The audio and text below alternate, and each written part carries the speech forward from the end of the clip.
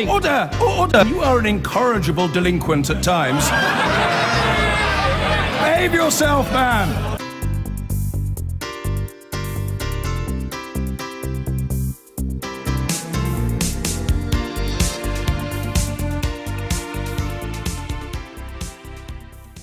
And here with us tonight, the Home Secretary, Amber Rudd, the Mayor of Greater Manchester and former Cabinet Minister, Andy Burnham, Colin Parry, who, after his son died in the Warrington bombing, set up a foundation for peace, which, among other things, works against radicalisation, the counter-extremism campaigner and former advisor to the Home Office, Sara Khan, and the head of the Police and Crime Commissioners Association and former Chief Prosecutor for North West England, Nazir Afzal.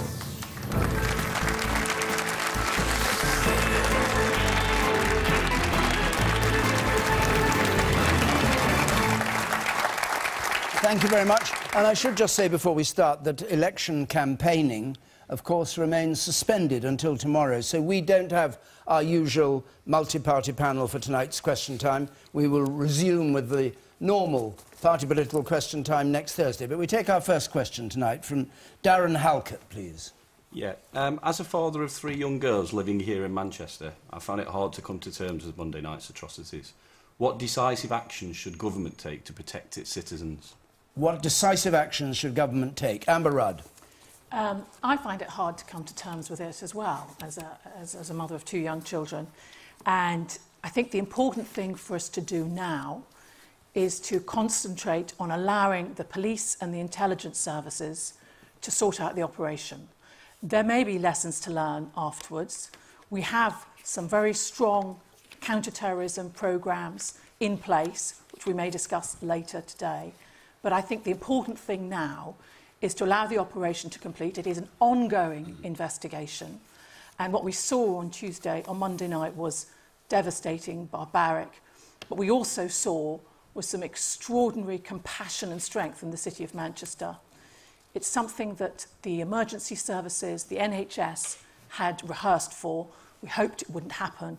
But when it did happen, the operation worked incredibly smoothly. And I'd like to take the opportunity, if I may, to thank the emergency services and the NHS staff in the city.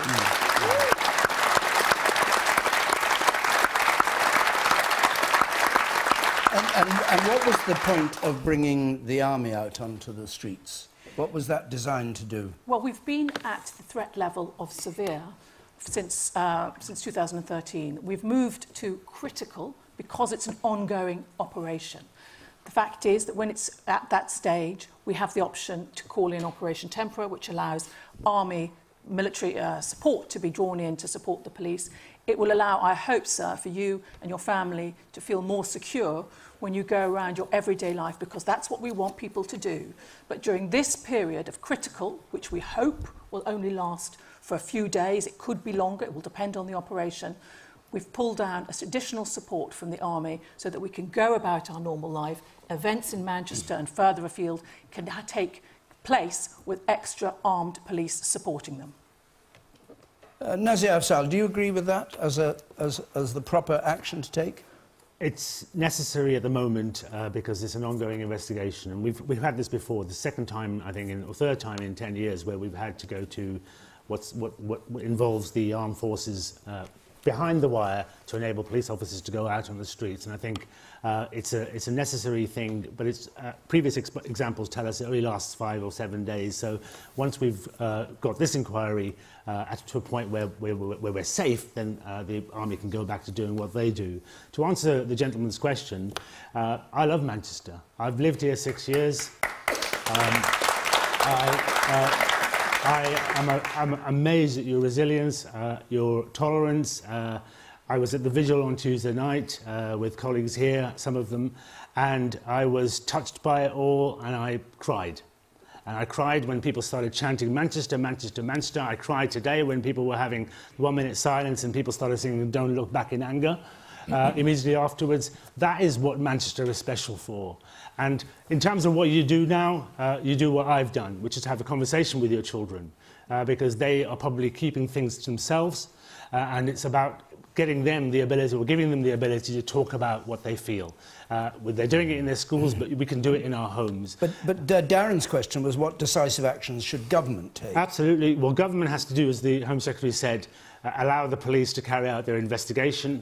I know Greater Manchester Police well, being the Chief Prosecutor up here for 6 years. They're extremely effective when it comes to serious and organised crime, and I know how effective they are in this particular operation. At the same time, there is a conversation we will have, I'm sure, during the course of this evening, around what needs to happen around de-radicalisation, what more we can do around controlling the threat that we're facing, how we can ensure that we get more information from the communities. People know now that much of what we know about the particular suspect, the particular bomber, let's put it bluntly, came from the communities themselves. And so how do we engage, how do we ensure that people are able to provide information so the security services and the police can do their jobs? But you're involved in, as you say, closely involved with the police. When the Chief Constable of Manchester said, I think it's clear that this is a network that we're investigating, were you surprised at that, given that the job of the police is to spot these networks before they emerge? I'm not going to speak for policing tonight. I don't speak for the commissioners, but what I can tell you, based on what I know already, is that we've had, sadly, a number of incidents across Europe which have been low level in terms of sophistication. A man with a knife, a truck. They've caused enormous damage and enormous misery. What we've had here, as we all know, is somebody with a little bit more sophistication. And evidently, the evidence is suggesting a wider network involved. And I know for a fact the Greater Manchester Police are tackling that network.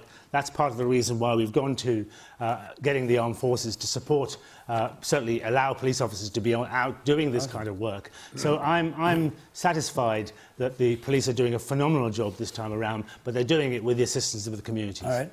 Darren, let me just come back to you before we go around the rest of the panel. What do you make of what you've heard so far from... I mean, what the police and the security services do is obviously commendable, but I think my issue is that everything you've just described there is reactionary. So I'm equally as interested to know what we're doing to prevent things like this happening in the first place. Andy Burnham. Well, like you, I found it very hard to come to terms with what has happened. I've got young girls like you. I've been coming out of that arena at that time of night. I can picture that scene. We all could. It could have been any of us. I think we all feel that, and our hearts go out to those families. To target children, young people, families in that way is unthinkably evil in my view. I support what the Prime Minister and the Home Secretary have done this week. They have taken decisive action, and we should give them credit for that. Going forward, I think we do need a conversation about police resources. With the terror threat high, with hate crime up, with violent crime up, you can't keep funding the police funding line going down and down. We have to have a conversation about that. And on your point, I think we need to do better at identifying people in our communities at risk of radicalisation. Work with the Muslim communities to put more onus on them to help us identify those people. But just to say one point, this has been our darkest hour. But I would also say we've seen the best of Greater Manchester as well this week. I couldn't be more proud of what I've seen. I'm proud of the public servants who dropped everything and came into work on Monday night. I'm proud of the people who opened their doors to strangers and drove them around the city. I'm proud of the 2 homeless people who came and helped children and older people who needed that help. But most of all, I am proud of the people of Greater Manchester. They have said to the terrorists, we refuse to follow your trap and start dividing and blaming each other. We're not going to be beaten by this. We will stand together and tell you tonight, this is the greatest city in the world, and I couldn't be more proud of it. If the Chief Constable of Greater Manchester had had more police at his disposal, you mentioned the numbers have fallen and this needs looking at, do you think it would have been possible that this network would have been discovered before it was possible to let this bomb off in the city? I think it's hard to give a completely definitive answer to that question, David. What I would say is, in my view, neighbourhood policing is the first building block of an effective intelligence system. The eyes and the ears on the ground in those communities, feeding information back. And if you allow neighbourhood policing to become too eroded, and if there aren't enough police on our streets, then I think it does become a problem. Now, I'm not saying that that did in any way contribute. It's too early to say that. And I'm certainly not saying that there was a problem with the number of people who responded, because the response, in my view, was excellent.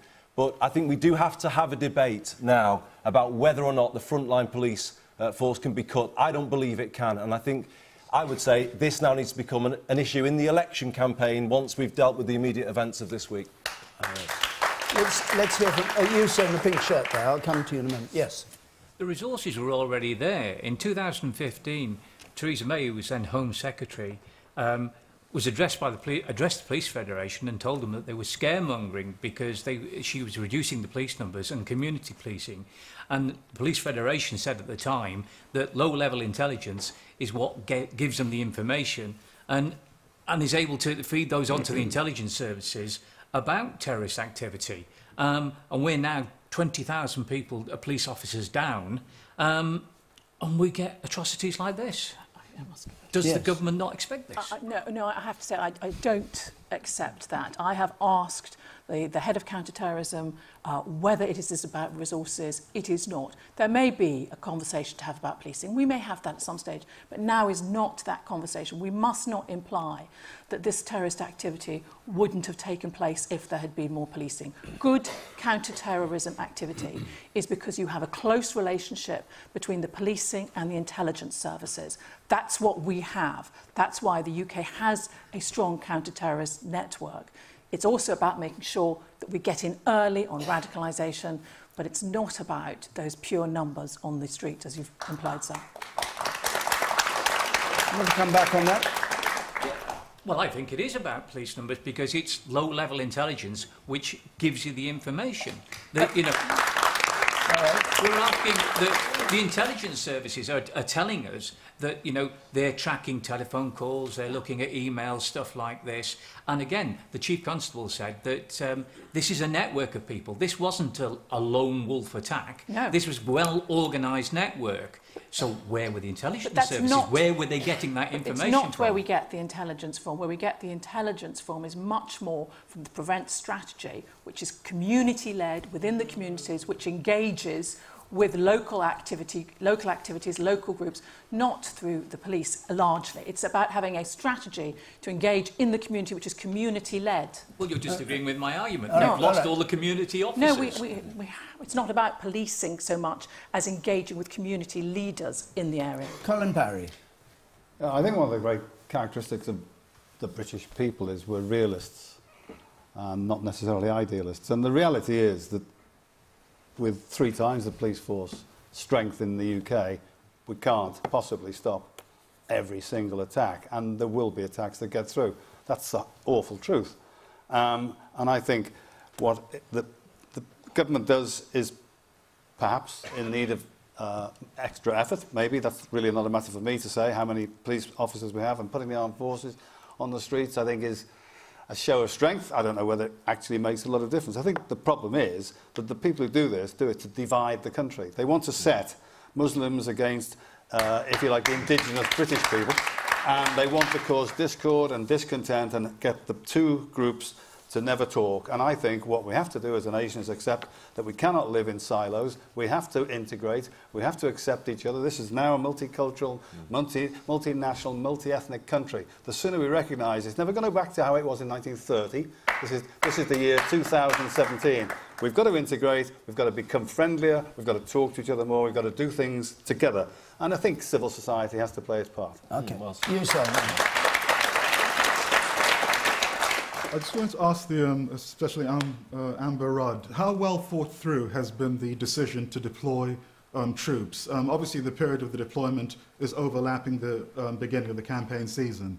Now, as people begin to engage in protests and demonstrations, what are the risks that in the event that these protests become violent, caused by agents provocateurs, that the armed forces could use live ammunition against protesters? So what are the rules of engagement governing the relationship between the police, the armed forces, and potential encounters with people engaging in normal political protest activity that may potentially become violent? Okay, I mean, the movement of the threat level from severe to critical, which is part of this process, is done by an independent body. So I just need everyone to appreciate that. That's not a government proposal, it's done by an independent body, the Joint Terrorist analysis centre. And in terms of the troops that come from the military, they are under the authority of the police as they operate. And it is the police who request them. They go to the areas that are requested by the police, and they will make sure that they are operating as they should be. And I think you should take some comfort from the fact that our military do support the police in this way. There are other incidents where they've worked together closely. And I would also say that we only expect it to be temporary. So I would hope, as was said before, that this should only be for a few days. We're sensitive to the fact that it's during an election period, but it's got nothing to do with the fact that we have this operation, we have to keep people safe, and these procedures have to be put in place. I think it's important for me to back what we've just heard up, because I can say as well, this has not been a political decision. The effect of it has been to allow more police officers, specially trained police officers, to be deployed on the streets of Greater Manchester, and you may have seen some of them around this week. So it has been an exceptionally difficult week.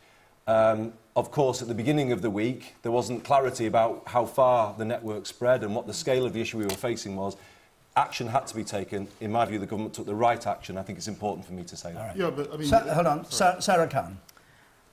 The events on Monday evening were truly distressing. I'm a mother of 2 young daughters. I've lived and studied in this great city for 4 years, and an attack on the people of Manchester is indeed an attack on us all. I want to answer both of your questions, Dan, because I think both questions are really, really important. The government absolutely have a role to play in protecting our lives as citizens. That's probably one of their most important and primary responsibilities. And my view very much is that in order to counter terrorism, to counter radicalisation, it needs to be a holistic, multi-pronged strategy. You need to have a bottom-up approach where civil society groups, anti-racism organisations, families, communities, faith institutions and mosques, for example, they all have a role, and we'll probably talk about this later on as we talk about radicalisation, how to prevent radicalisation, but there's an important role that can be played from a bottom-up approach. Government has a top-down responsibility, and that includes also taking down pieces of illegal material off the internet, engaging with social media sites, for example, and making sure that they fulfil their responsibilities. So I think it has to be very much a multi-pronged approach. But I also, your second question to me really, I think, is very pertinent, because I think what we have to recognise right now is that this attack that happened on Monday follows in the long line of a number of attacks that have hit this country, particularly in the last 20 years.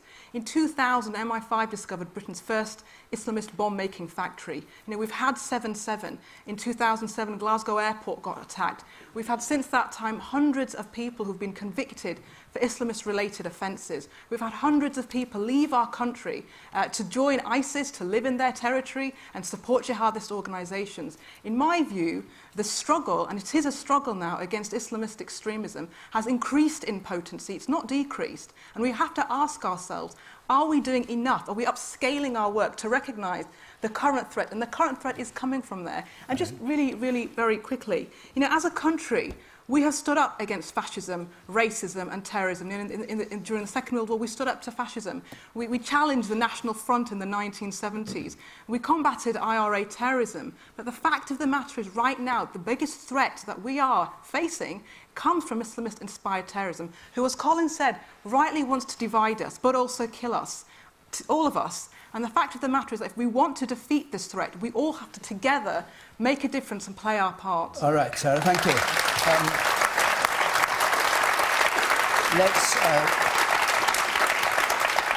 We've got so many questions. I'd like to go on to what Sarah was talking about. Just before I do, remember, if you're watching this at home, you can join in on Twitter and on Facebook. The hashtag is BBCQT.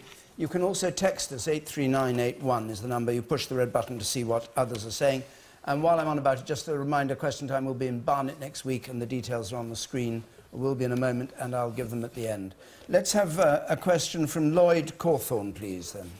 How can we prevent Brits from being radicalised? How can we prevent Brits from being radicalised? Nazir Afzal. Well, we have a strategy that perhaps is not as well understood as it could be. My conversations with the Home Secretary's colleagues in the Home Office around the prevent strategy which I know some people booed earlier on, it was mentioned. Prevent is actually just safeguarding. You know, I dealt with, as you know, the Rochdale case. That was safeguarding children from sexual abuse. I've dealt with cases involving safeguarding people from going into criminality of other types. This is preventing people or safeguarding people from going down the route of extremism and radicalisation. And in a nutshell, just explain what it is that it does. Identifying the signs, or people will identify the signs of somebody somewhere that might be at risk of either being a victim or, more likely, somebody that's so vulnerable that they're going to be groomed in some way to become a radical. And identifying the signs and then referring that individual to an authority who provide them with mentors and support. It could be mental health support, it could be educational support, it could be all manner of things. The concerns I've had around the Prevent strategy, which are historical, they're not my view right now because I've met with current colleagues. Historically, there's been poor communication around it, there's been poor community engagement about it, there's been a poor narrative around this, and people really haven't understood that what it's all about is keeping our children safe and ensuring that our children don't get radicalised and don't get extracted by those people who are desperate to cultivate them, as this individual may well have been done. But Colin Parry, perhaps you come on this. I mean, there have been a lot of criticism of Prevent because it means people telling on people in school, telling on their families and the rest of it. Do you have doubts about it? Do you think it's been effective? Your foundation deals with it. Yes. I mean, my foundation largely works on the principle of early intervention, and the early intervention happens when local authorities, police and crime commissioners, local schools, identify warning signs, identify behaviours which are causing concern,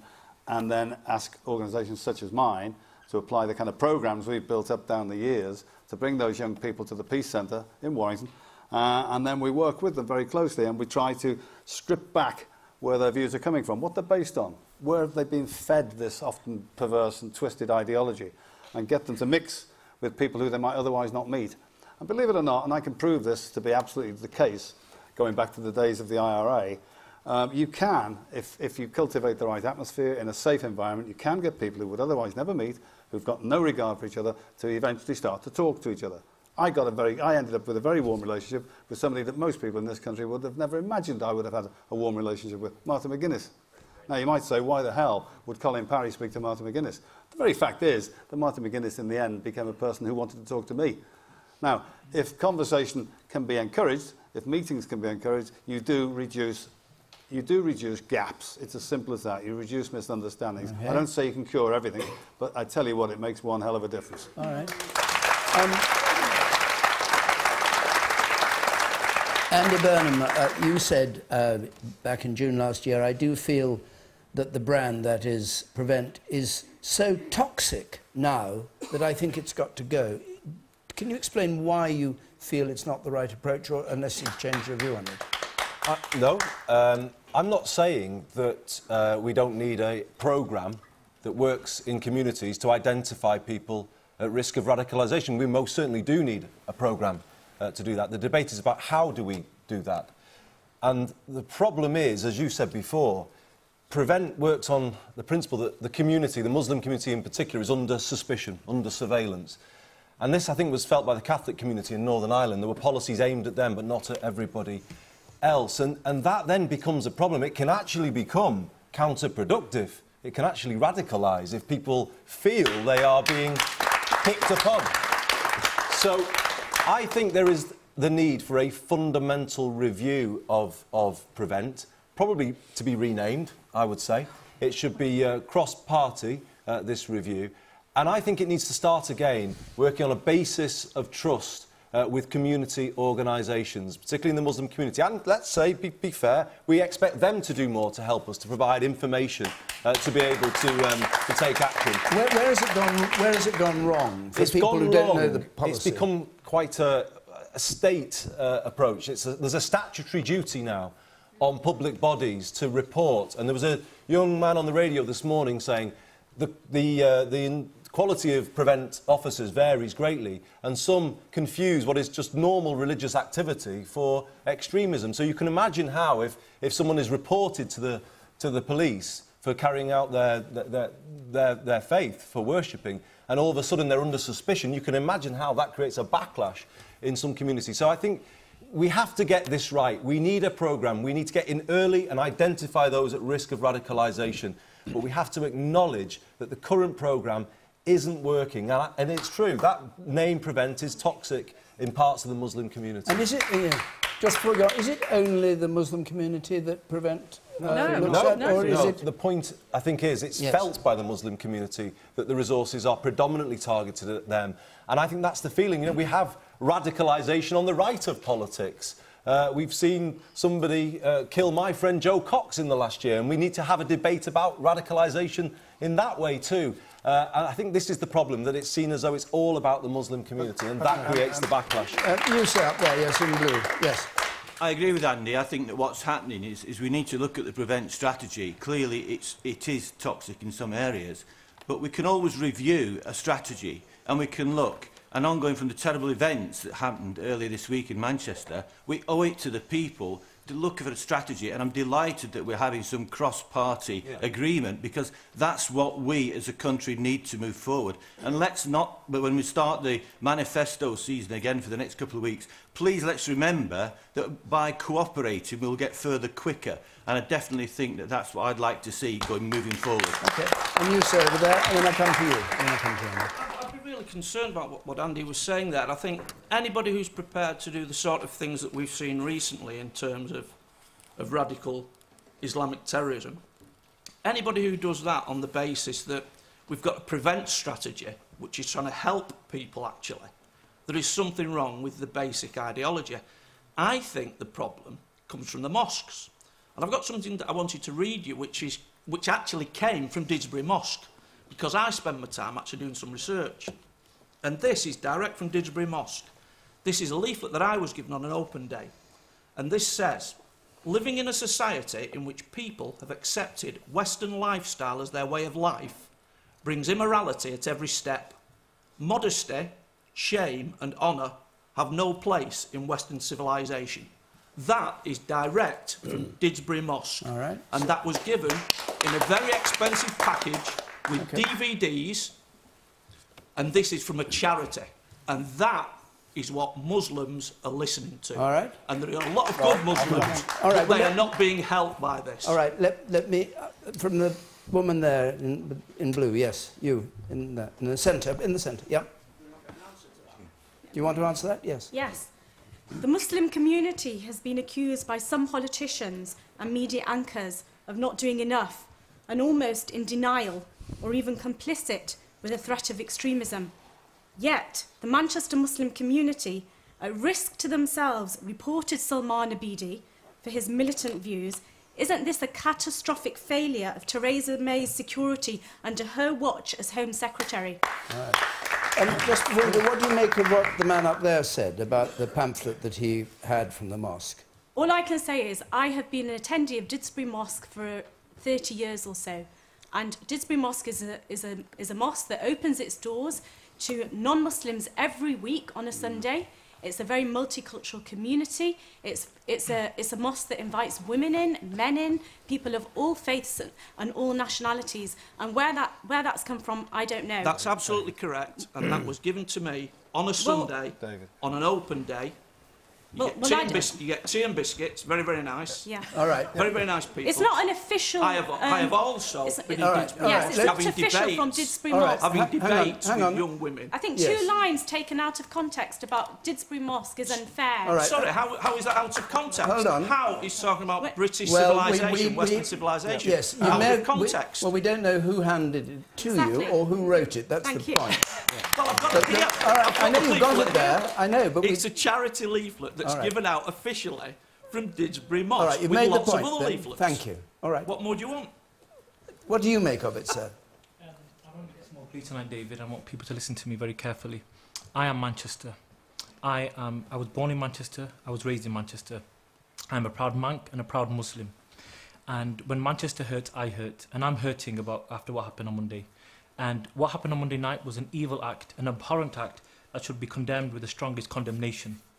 And to think that somebody can target small girls and anybody, but small girls in particular, to carry out evil should be said by everyone it's evil. But let me make a plea. I'm sitting next to a reverend here, a friend that I've known and worked with in Manchester. And it seems that Muslims seem to be the target and collateral damage when these things happen.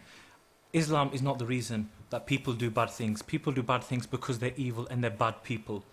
And I think that after these things happen, Islamophobia increases and attacks increase. Let us please not let people who hate and who want to divide us. Let's be united together, and Manchester will be united, and we should work together, stand shoulder to shoulder, and say we will not accept hate, and we stand against Islamophobia, and we condemn all sort of evil in all its forms. Okay. Well, we've veered away from the original question Lloyd asked. Amber Rudd, perhaps you'd come back to it, which was how we prevent Brits from being radicalised. You heard what Andy Burnham said about the prevent strategy, sending out not necessarily the right signal to the Muslim community, and therefore people being hostile to that particular way of trying to prevent radicalisation. What's your answer? I met a woman recently who came home and found that her 16-year-old son had just gone to Syria, and she hasn't been in touch with him, he hasn't been in touch with her, she probably won't see him again. And she called for help, and the Prevent coordinator sent someone to see her who was able to engage with her and her other children. And there were particularly 2 teenage girls who needed the support that was available through the Prevent strategy to make sure that they didn't become radicalised as she had as well, as her brother had. Last year, we stopped 150 people from going to Syria to fight, of which 50 were children.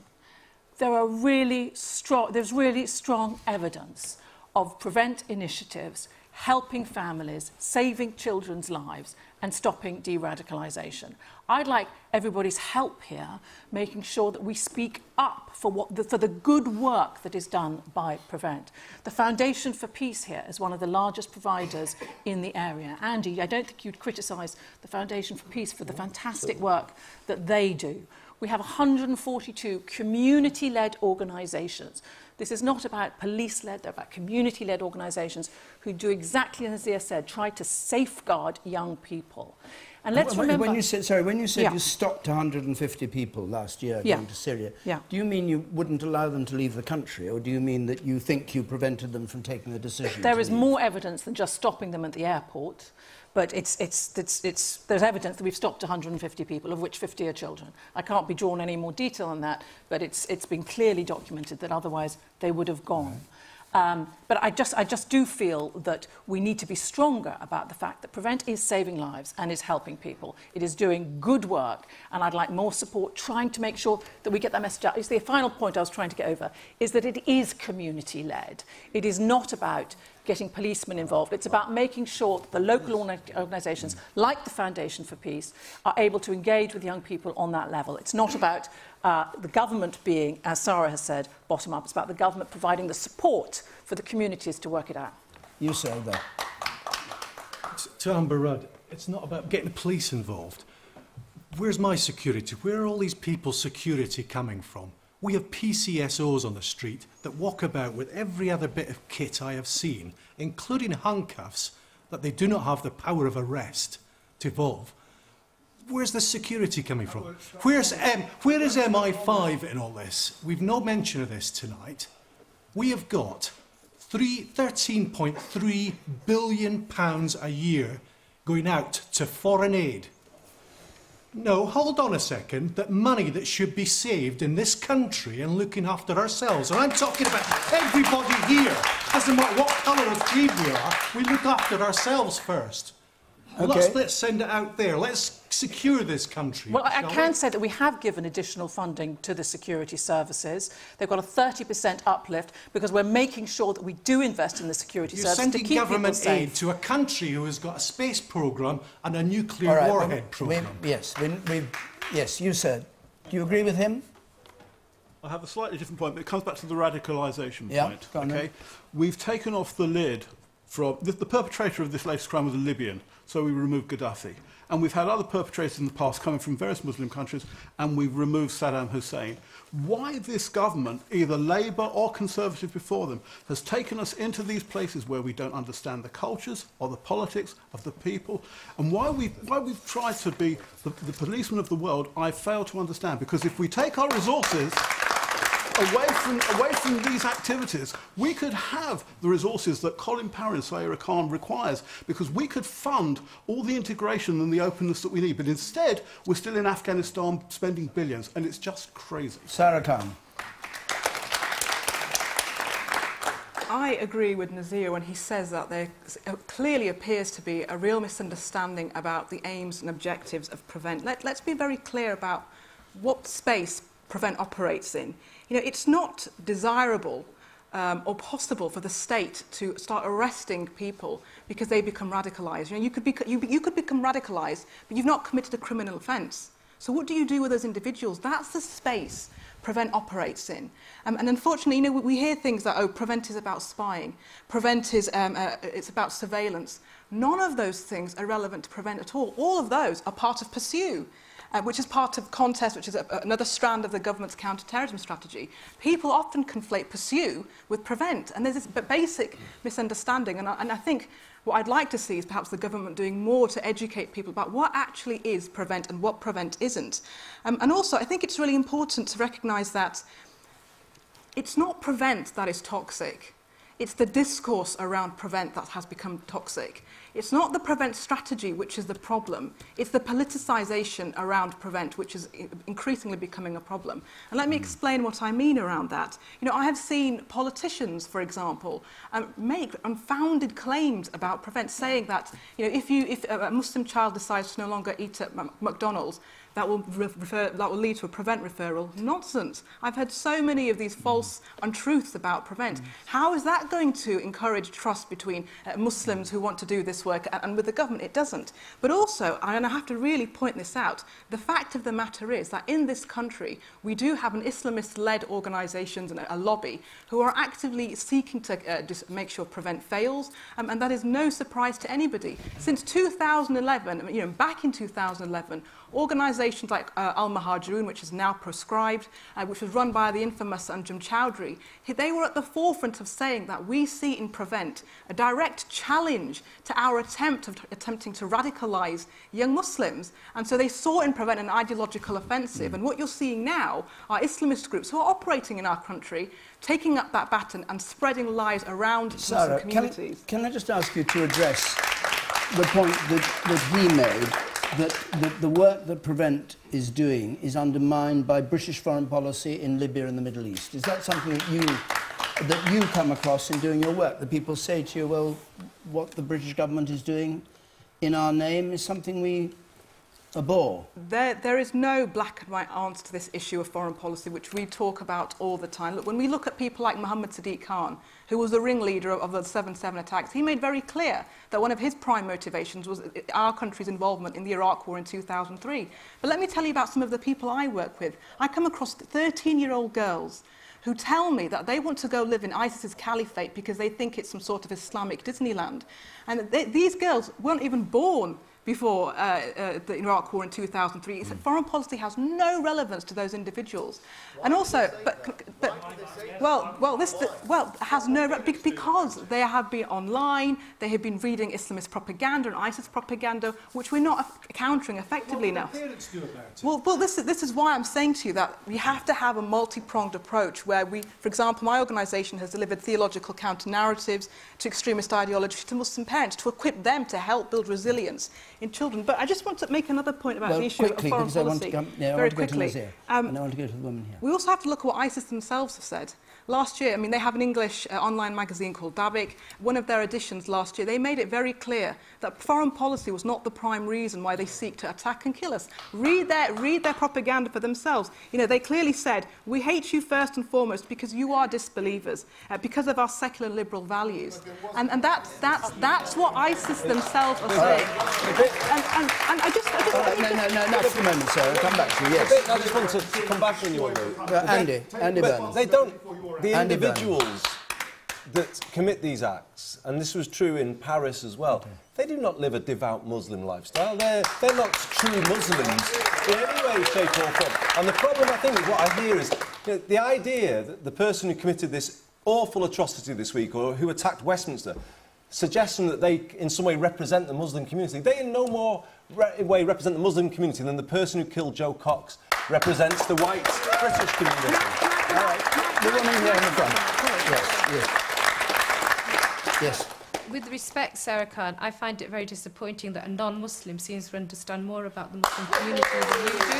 With respect, because, Andy, the issues, I've just completed a postgraduate thesis on Prevent.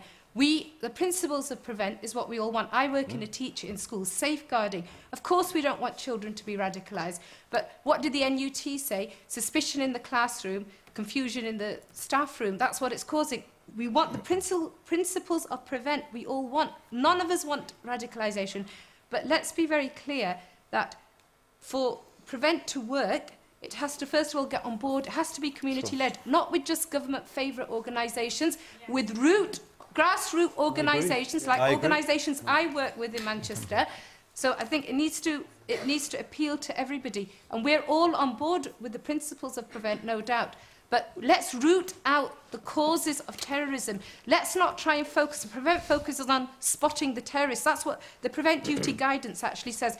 How do you spot a terrorist, basically? And the chief reviewer, David Anderson, his own report mentions certain facts whereby changes do need to be made. Dame Casey's report, you know, the Home Secretary, the few examples that you quoted, I do agree. There could be some benefit, and I read about those examples where families were comforted, but those are far and few between. The channel referrals that have caused damage, the incorrect channel referrals, unfortunately, because maybe it's new lack of experience, they've caused far more damage within Muslim families. Thank you very much. Nazir. I mean, can I say, what you said is absolutely right. There are some issues around the training. There are some issues in the way it's implemented. I think you used the word new. It's a new approach. And some people are a bit overzealous in how they apply it. Some people don't really understand what they're doing. And that's something that has to be dealt with and is being dealt with, I can assure you. In terms of the religious theology behind this. You know, I'm a British Muslim. You know, you don't love your first... It's like having two children. You don't love your first child any less when you have a second. I'm absolutely delighted and proud to be born in this country and to live in this country. And I was chief prosecutor. I didn't go out blowing people up or wanting to harm somebody. So there's something else going on here. And, you know, there are examples which the Home Secretary referred to. One guy who was on his way to Syria to join ISIS, the last thing he bought was a book called Islam for Dummies. He knew he needed something. That's the point. He knew. Well, I get that, but he needed something to get through the recruitment process. So religion wasn't what drove him. There were all sorts of other things that drove him. There was grievances. There was redemption. There's ego. How many of these people working for ISIS suddenly become commanders of a platoon of two? You know, they go there for all sorts of reasons, and that's why we have to have an approach that isn't one size fits all, but that does work with the communities. Absolutely. We've got a number of hands up, and I will come to you, but I want to take a question from Shelley Blackston, please, at the stage. Shelley Blackston. Yeah. Isn't it about time that anyone who is a suspected terrorist should be thrown out of the UK immediately? Amber Rudd. I think that's quite a difficult definition to have, anyone who is a suspected terrorist. As Sara said, you've got a situation where people are becoming radicalised, they may be having radical thoughts, but it doesn't mean they've committed a crime. We have the rule of law here. We have to make sure that we have the rule of law and that we do it correctly. But don't think that we're not making sure that we're keeping everybody protected. We have our strategy on Prevent, which we hear tonight is fairly controversial, but it's still, I think, rescuing people, stopping people becoming radicalised. We have an intelligence service that works closely with the police, that is delivering results. 18 serious plots have been foiled by them since 2013. They do fantastic work to keep us safe. And we will take action, of course, where we see that there are terrorist or potential terrorist conversations. The intelligence services are doing their jobs well in order to do that. But your answer to Shelley Blackston is you can't throw people out of the UK because they're suspected terrorists. But you do say in your Conservative manifesto, we're going to consider new criminal offences that might be created to defeat terrorism. What kind of new criminal offences are you going to consider creating? Well, it will depend what comes out of our various initiatives we've also put in there. We're going to have a commission on extremism to find out what else needs to be done. We want to tackle this in a way that I hope will engage the communities and be thoughtful about it as well. But terrorists, don't forget, also come from abroad, so we work internationally with other countries, with European partners, with other countries from farther afield, particularly trying to spot any returning foreign fighters to make sure they don't get into the country, as well as looking for them internally. But British fighters who go abroad, of course, you can't do anything about when they come back. We haven't, unless you can prosecute them. Yeah, well, we have a lot of tools at our disposal to try and make sure that we stop them coming back where we can, that if they do come back, we have the evidence in order to lock them up. But on the point that you make, new criminal offences, from what I hear from you, you're not really thinking of new criminal offences at all. You're just saying you're going to consider No, we are thinking about new criminal offences. What kind of thing? What area? I can't be drawn on that at the moment, I'm afraid, David. Because you don't know the answer? Or I do know the answer. I just don't want to have that discussion here. We're not being political. It would be difficult to have right here. But all right. There'll be more of that. Sara Khan, what do you make of the point that Shelley Blackstone made, that we should be much rougher, tougher on suspected terrorists? Well, I agree with the Home Secretary that when we're talking about suspected terrorists, the idea that we throw people out of our country is not the way we're going to defeat this problem. Look, we have to stand for our values. That includes the rule of law, standing for human rights, and I fundamentally believe that the best way we're going to win this battle against extremism is through the prism of human rights. We can't abandon our values. And already we are seeing people who are being convicted.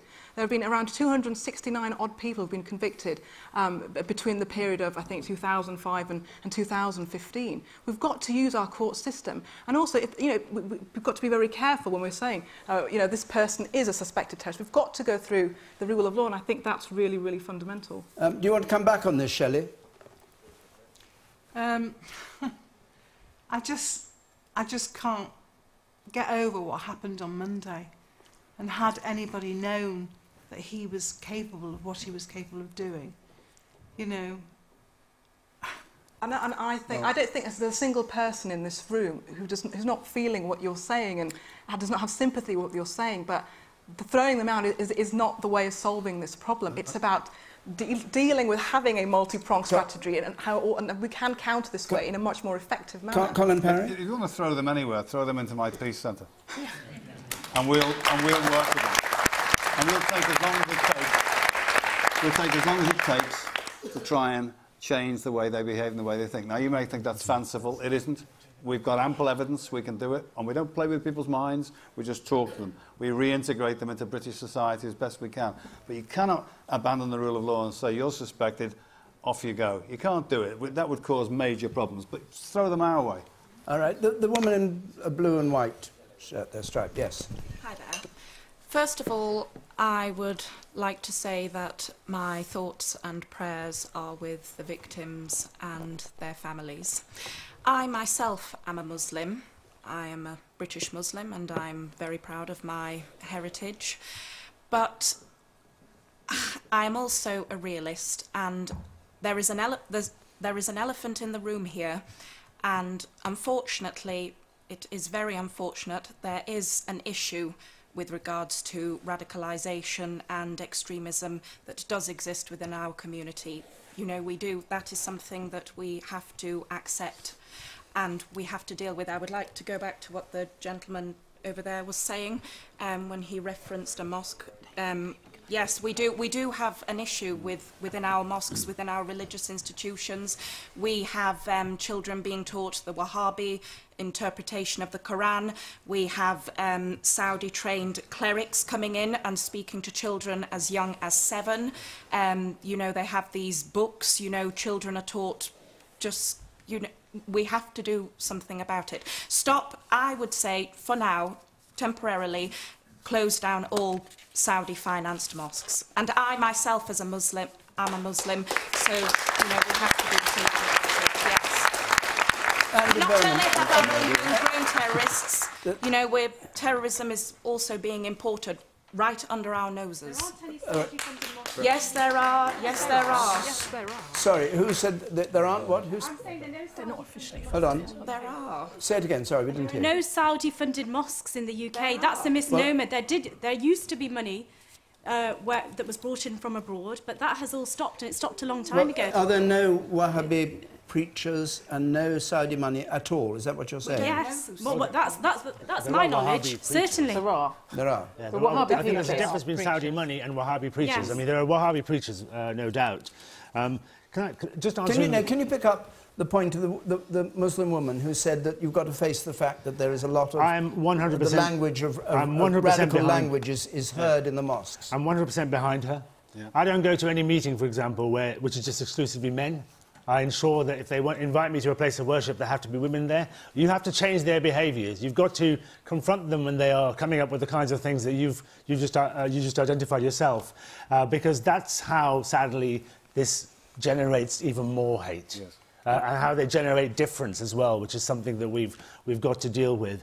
But at the same time, the communities themselves are taking action. They just need to do more. One of the things I'm doing, actually, is setting up a community COBRA, which is made up of not the usual suspects, but people perhaps like you might want to join, who are young, who understand the issues and work together to try and develop solutions. And I think that's what we need to do, because the problem with there is a deficit in Muslim leadership in this country. The vast majority of Muslims are now under 25, female and from low-income backgrounds. The leaders are male, over 50, from middle-class backgrounds, and there is that dislocation. So how do you adjust that deficit? Well, we stop talking, sadly, to people like me. You stop talking to the older generation, the people who claim that they're community leaders. The white community don't have community leaders. Why do we suddenly assume the minorities have community leaders? We start engaging with young people. We start talking to people in student land. We get them into the room and talk to them about how we can tackle this issue. Very good. Okay. Can I just let me have one quick question from Asad Riaz, and then I want to go back to the other point. Asad. To what extent have the leaked security details jeopardised our special relationship with the US? I just want to put this to you, Amber Rudd, and also to what extent it may have jeopardised the police investigations here. Well, it was very disappointing. I took it up with Secretary Kelly and the Attorney General and made it very clear that they needed to sort this situation out. The Prime Minister has spoken to President Trump today, and he has said he will address it as well. I understand today that the head of counterterrorism has said that information exchange will resume, so I think it had the right effect. I don't believe it has damaged the investigation, nor our relations in the long term. But in the short term, what was so upsetting about it was that it must have been such a terrible thing for the families to see. When this was a well-run investigation, actually our newspapers had behaved well in terms of working with investigators, not releasing information which they might have had. Right. So I think it was very hard on the families, but I hope that period is over. Briefly, Andy. Well, from the minute that the attack happened, information was beginning to appear in US newspapers. It's outrageous. I raised it with the US ambassador earlier in the week and said, this can't be right. You know, the lead investigator has to control the release of information, the British police, because otherwise you compromise the investigation. I said that, and then it happened again yesterday. Pictures from the scene. Families are in a hotel in Manchester. They've not even been able to go to the scene, and yet there are pictures in a US newspaper. It's absolutely outrageous what has happened this week. It is wrong. It is arrogant. It is arrogant of the Americans. And it is disrespectful to the people of Greater Manchester, most importantly, the families of those who died and those who are injured. It's my job to speak up for the people of Greater Manchester. Has it damaged the investigation? I think at this stage the damage is manageable, I think, if there has been damage. Right. And I don't think there has been any serious damage. But, however, there is an important point of principle here. I don't want a diplomatic row, but this cannot happen again, and we need to make that absolutely clear. I want to end with a question from Irfan Munir, please. Irfan Munir. My 8-year-old English daughter asked me why her friends are referring to her as being a terrorist. What can be done to stop hate toward Muslims? Has that actually happened to her? Yes. When did that happen That happened yesterday, and also the journey to work this morning I found so difficult. I had to explain to her what a bomb is. She's asking me certain questions. Dad, what does a bomb look like? What's the size of a bomb? It was absolutely a horrendous journey into work this morning.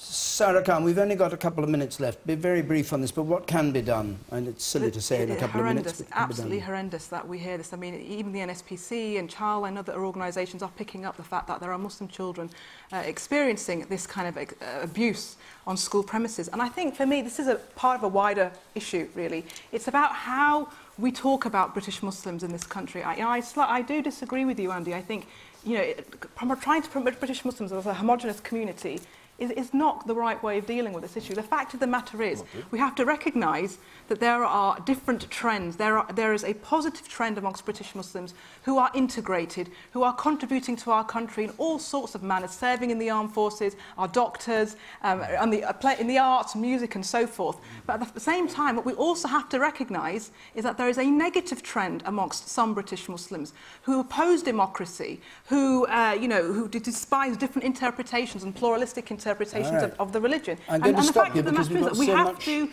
We have to counter those negative people, because it's what you said, the Muslim woman and the elderly, the man at the back there, because that counters and that feeds that kind of narrative, and we've got to show that there's not a homogenous Muslim community. The worry is, of course, that increasingly British people will think all Muslims are terrorists, because the hard-line people who print those leaflets that this chap mentioned, who are the very extreme end of the Muslim faith, are the ones who are discrediting the whole of the Muslim faith. I mean, the overwhelming majority of Muslim people are the same as the rest of us in this country, whatever our faith, good people. But though your poor kid is going to get tagged with that, and that's exactly what the bomber wants. He wants to split society. He wants to generate hate.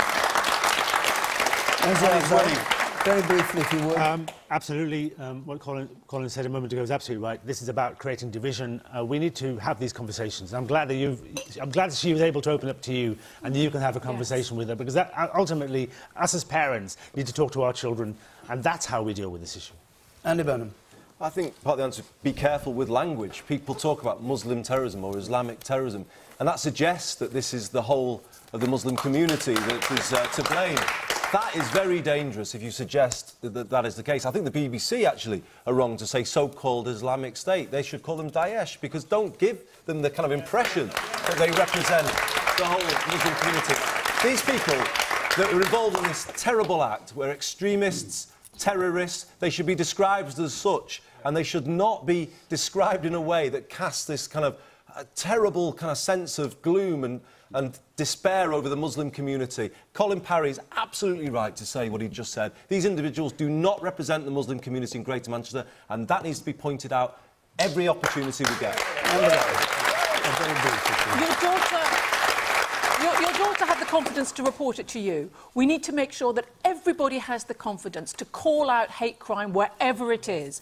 And that first thing I did as Home Secretary was to publish a hate crime action plan. Now more than ever, we need to make sure that people have the confidence to report hate crime, and we will particularly engage with the schools to ensure that they have the ability and the information they need over this difficult period to engage with young people as well. All right. Thank you very much.